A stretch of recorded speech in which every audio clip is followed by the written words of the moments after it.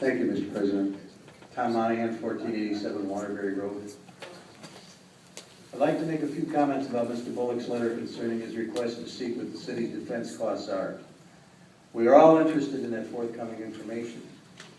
Your letter starts out by stating that you and others have been conducting a legal defense against our legal lawsuit in order to preserve dozens of medical services by closing Lakewood Hospital. Clearly, you have not met that goal because you closed the hospital and deprived the community of access to several hundred hospital beds and the related services. It also stated that our lawsuit does not speak for all Lakewood residents and is costing Lakewood taxpayers a significant sum of money. Had you and others done your moral duty, this city would be $16,750,000 richer over the next 10 years. The letter has overtones of outright inflammatory statements that fly in the face of who we are in this nation. Also, there is a robust attempt at intimidation in it.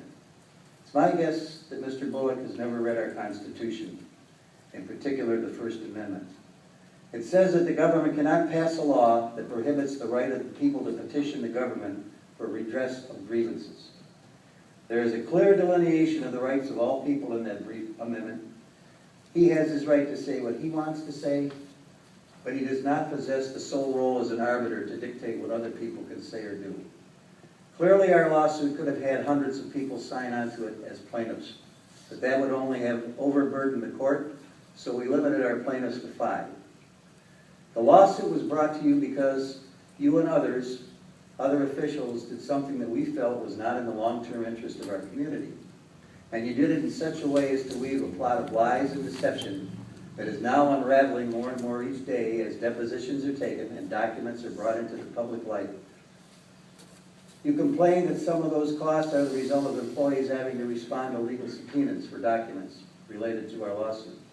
That is our right, and that is your obligation to respond in a timely fashion to those document requests. You try to diminish that result, or diminish that right, as something that flies in the face of justice. You have chosen your path, and part of the pathway is to fight your own citizens.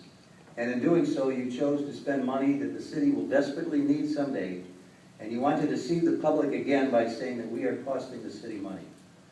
Look in the mirror, young man, and you and your colleagues are the cause of the money being spent in the manner you whine about.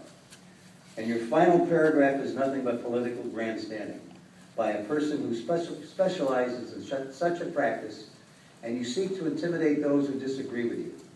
You have failed miserably and opened yourself up for all to see what you are, a politician who seeks to serve himself through self-promotion. Thank you. Sir,